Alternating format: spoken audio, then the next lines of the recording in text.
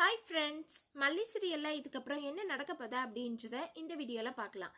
அதுக்கு முன்னாடி எப்படியாவது இந்த மயில் வந்து விஜய் கிட்ட மாட்டி அடி வாங்கி அவங்களுடைய திமிரு கொழுப்பு எல்லாத்தையும் நம்ம விஜய் அடக்குவார், விஷயம் எல்லாம் வெளியே தெரிஞ்சு நம்ம நாகு மல்லி எல்லாரும் போட்டு பொழந்து கட்டினதுக்கு அப்புறமாவது அந்த மயிலுக்கு வந்து புத்தி வந்து நல்லபடியாக படித்தா நல்லாயிருக்கும் அப்படின்னு சொல்லி நாம் எதிர்பார்த்துட்டு இருந்தோம்.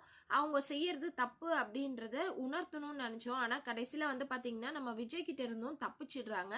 எப்படியோ ஒரு வழியாக நம்ம விஜய் வந்து காசை கொடுத்துட்டு அங்கேருந்து கிளம்பிடுறாரு, மயிலும் வந்து தப்பிச்சிடுறாங்க. அதுக்கு அடுத்தது என்னங்க, தினேஷ் வந்து மயிலை கூட்டிட்டு எங்கேயோ ஒரு இடத்துக்கு போகிறான், செல்போன் கடையில். உள்ளே போயிட்டு இந்த மயில் வந்து ஏதோ ஃபோனில் ஏதோ பார்த்துட்டு இருக்காங்க. வெளியே அந்த தினேஷ் வந்து அவனோட ஃப்ரெண்டு கூட நின்றுட்டு இருக்கான். அந்த ஃப்ரெண்டு கேட்குறான், டே என்னடா பிளானு அப்படின்னு சொல்லிட்டு. அதுக்கு அந்த தினேஷ் சொல்கிறான், என்ன அப்படின்னா முதல்ல அவகிட்ட இருக்கிற அந்த நகையை வாங்கணும், வாங்கி உடனே அதை வந்து விற்று காசாக்கிடணும், இதுதான் என்னோட பிளானு அப்படின்னு சொல்லிட்டு அந்த தினேஷ் சொல்லிட்டு இருக்கான். இதெல்லாம் தெரியாத இந்த மயில் வந்து அவங்க அண்ணன் அதாவது அவங்க அண்ணன் அண்ணி, அதுக்கப்புறம் நம்ம மல்லி, அவங்க மாமா விஜய் எல்லாரையும் வந்து ஏமாத்திட்டோம் அப்படின்னு சொல்லிட்டு சந்தோஷத்துல இருக்காங்க. கடைசியில் ஏமாந்து போய் நிற்கிறது இந்த மயில் தான். அப்பதான் வந்து இவங்களுடைய அருமையெல்லாம் தெரிய வரப்போகுது. சரிங்க, இதெல்லாம் ஒரு பக்கம் இருக்கட்டும். என்னைக்காவது ஒரு நாள் இந்த மயில் வசமாக மாட்ட தான் போகிறாங்க. அடுத்த டைம் என்ன நடக்க போகுது அப்படின்றத வெயிட் பண்ணி பார்க்கலாம். இப்போ வந்து பார்த்தீங்கன்னா ராஜி வந்து நம்ம விஜய் கிட்ட வசமாக மாட்ட போகிறாங்க அப்படின்ற மாதிரி தாங்க தெரியுது. ஏன்னா நம்ம விஜய் வந்து வேற ஒரு கேங், அதாவது வேற ஒரு இந்த அக்யூஸ்ட் எல்லாம் கண்டுபிடிக்கிற ஒரு கேங் கிட்ட வந்து விஷயத்த சொல்லியிருந்தாங்க. இந்த மாதிரி கவின் நம்பரை கொடுத்து இந்த நம்பர்லேருந்து ஏதாவது கால் போனாலோ இல்லை ஆனானாலோ உடனே சொல்லியிருந்தாங்க. ஸோ அவங்க கிட்ட இருந்து நம்ம விஜய்க்கு கால் வந்தது. நீங்கள் இந்த நம்பர்லேருந்து வேற எந்தெந்த நம்பருக்கெல்லாம் கால் போதோ சொல்ல சொன்னீங்கல்ல சார், அந்த லிஸ்ட்டை நான் உங்களுக்கு அனுப்பிச்சிருக்கேன் அப்படின்னு சொல்கிறாங்க. சரி நான் பார்க்குறேன் அப்படின்னு சொல்லிட்டு விஜய் பார்க்குறாரு. எடுத்த உடனே ஒரு நம்பருக்கு வந்து டைப் பண்ணி ஃபோன் போடுறாரு. அது வந்து கண்டிப்பாக ராஜியோட நம்பராக இருந்துச்சு அப்படின்னா கண்டிப்பாக விஜயோட ஃபோனில் வந்து சேவ் பண்ண அந்த ராஜி அப்படின்ற சேவ் பண்ண கான்டாக்ட் வந்து வந்திருக்குங்க.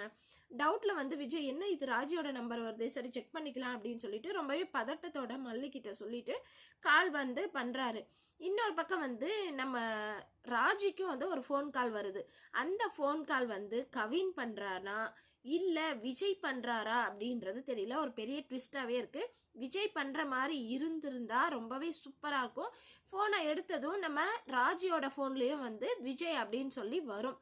ஏன்னா ஆல்ரெடி 2 பேருடைய நம்பரும் பேசலன்னாலும் எழுதி வச்சு அது சேவ்ல கான்டாக்டில் தான் இருக்கும். ஸோ விஜய் பண்ணும் போதும் அங்கே ராஜின்னு வந்திருக்கும், ராஜிக்கு கால் போயிட்டு இருக்கும் போதும் விஜய் பண்ணியிருந்தா விஜய்ன்னு வந்திருக்கும். அப்படி விஜய் தான் பண்ணுறாரு ராஜிக்கு அப்படின்னா ராஜி எடுத்து, டே என்னடா இந்த டைமில் எதுக்குடா எனக்கு கால் பண்ண அப்படின்னு சொல்லிட்டு கேட்க போகிறாங்க. அப்படி கேட்டால் முடிஞ்சதுங்க. ஓஹோ, அப்போ கவின்க்கும் ராஜிக்கும் ஏதோ சம்மந்தம் இருக்குது, ஒருவேளை ராஜி தான் இந்த சுடரை கொலை பண்ணியிருப்பாளோ அப்படின்ற டவுட் வந்து விஜய்க்கு கிளியராக தெரிய போகுது. அதுக்கப்புறம் தாங்க இருக்க போகுது ராஜிக்கு ஆட்டமே. இன்னொரு பக்கம் ரகுவும் ராஜியும் பேசிக்கிறாங்க. நம்ம 2 பேரும் சேர்ந்து தானே மேம் சுடரோட கதையை முடித்தோம் அப்படின்ற மாதிரி ரகு வந்து சொல்கிறாரு. ஸோ இதில் வந்து யார் கொலை பண்ணியிருப்பாங்க, இல்லை உண்மையாகவே சுடர் வந்து செத்தாளா இல்லையா அப்படின்றதே டவுட்டாக இருக்குது. வெயிட் பண்ணி பார்க்கலாம். விஜய் கால் பண்ணுறது ராஜிக்கா இருந்தால் நல்லாயிருக்கும் அப்படின்னு சொல்லி நினைக்கிறவங்க மறக்காமல் வந்து லைக் போட்டுக்கோங்க. ஓகே ஃப்ரெண்ட்ஸ், இந்த வீடியோ உங்களுக்கு பிடிச்சிருந்தா லைக் பண்ணுங்கள், ஷேர் பண்ணுங்கள், சப்ஸ்கிரைப் பண்ணிக்கோங்க.